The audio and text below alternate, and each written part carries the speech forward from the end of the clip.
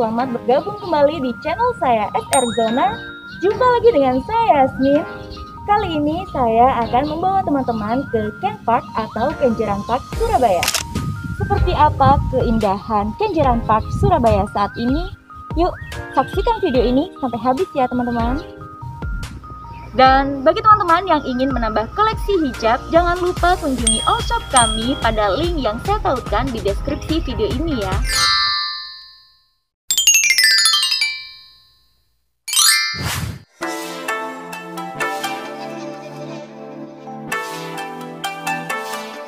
Mencari tempat wisata di Surabaya memang tak semudah seperti mencari tempat wisata di kota lain.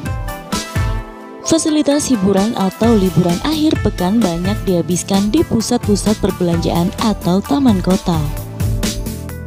Namun tak disangka, ternyata Surabaya memiliki tempat wisata yang lumayan besar, yaitu Kenjeran. Wisata tersebut sudah ada sejak lama dan kini lebih dikenal dengan Kenjeran Park. Siapa yang tidak mengenal Kenjeran Park? Salah satu wisata bahari terbesar di Surabaya ini memiliki banyak sekali pilihan spot unik dan menarik untuk dikunjungi. Salah satu di antaranya adalah patung Buddha 4 wajah yang saya kunjungi saat ini. Patung ini mempunyai ukuran panjang 9 x 9 meter, di mana angka 9 tersebut dipilih karena sebagai simbol kesempurnaan. Sementara 4 pilar didirikan untuk menyangga stupa yang ada di bagian atasnya. Jadi tak perlu jauh-jauh ke Bangkok, Thailand untuk melihat Four Face Buddha. Masih di lokasi yang sama, tak jauh dari patung Buddha 4 wajah terdapat pula patung Ganesha. Ornamen bunga teratai tertempel pada langit-langit tempat patung Ganesha berada. Dan 4 pilar berdiri kokoh sebagai penyangga untuk menaungi patung Ganesha. Di belakang patung Ganesha terdapat sebuah bangunan ala tirai bambu yang bertuliskan Cetya Bhavana. Cetya berarti suatu tempat untuk mengingat pendahulu dari penganut agama tertentu, sedangkan Bhavana sendiri merupakan pengembangan batin untuk mencapai ketenangan. Jadi, kemungkinan besar ini adalah tempat untuk bermeditasi. Tepat di seberang lokasi patung Buddha 4 wajah, berdiri sebuah kelenteng ternama di kota Surabaya.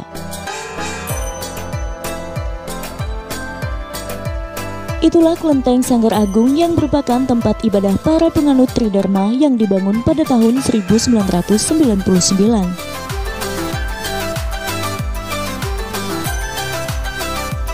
Ada jalur masuk khusus bagi para wisatawan. Hal tersebut dimaksudkan supaya tidak mengganggu ketenangan pengunjung lain yang tengah melakukan ibadah.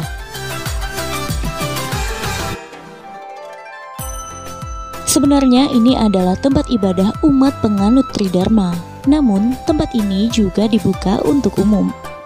Asal wisatawan tidak mengganggu acara ibadah pengunjung lain dan mematuhi segala aturan yang berlaku, serta dilarang membuang sampah sembarangan. Ikon dari kelenteng ini adalah patung Dewi Kuan Im yang dibangun setinggi 20 meter. Untuk melengkapi keberadaan patung tersebut, dibangun pula 2 patung pengawalnya, yaitu Shannan dan Tongnu, berikut dengan 4 Maharaja Langit pelindung 4 penjuru dunia. Latar belakang pembangunan patung Dewi Kuan Im tersebut adalah di mana sebelum patung ini dibangun, pada suatu malam, salah seorang karyawan Sanggar Agung melihat sosok perempuan mengenakan jubah putih sedang berjalan di atas air. Ketika itu, ia hendak menutup kelenteng. Nah, penampakan itulah yang diyakini sebagai perwujudan Dewi Kuan Im. Gerbang pantai Dewi Kuan Im tersebut berdiri membelakangi hamparan pantai Kenjeran yang luas. Tepat di bawah patung Dewi Kuan Im dibangun pula patung penjaga berbentuk sepasang naga surgawi setinggi 6 meter. Biasanya di bawah patung Dewi Kuan Im inilah yang dijadikan spot foto bagi para wisatawan. Ada Pada hari di mana umat Buddha menggelar acara sembahyang, tabur bunga ke laut, atraksi barongsai, dan juga pertunjukan musik.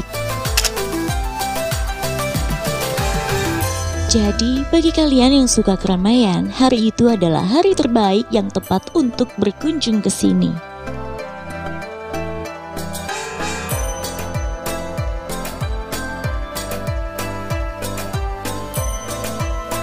Selesai dengan kelenteng Sanggar Agung, saya bergegas menuju ke next destinasi di Kenjeran Park ini. Sebuah pagoda setinggi 57 meter dengan diameter 50 meter ini berada tak jauh dari kelenteng Sanggar Agung. Pagoda ini bernama Pagoda Tianti. Pagoda Tianti ini merupakan salah satu duplikasi dari Temple of Heaven atau Tiantan yang ada di Beijing, Cina. Nama Tianti sendiri bermakna langit bumi, sehingga pagoda ini disebut sebagai Sky World in English.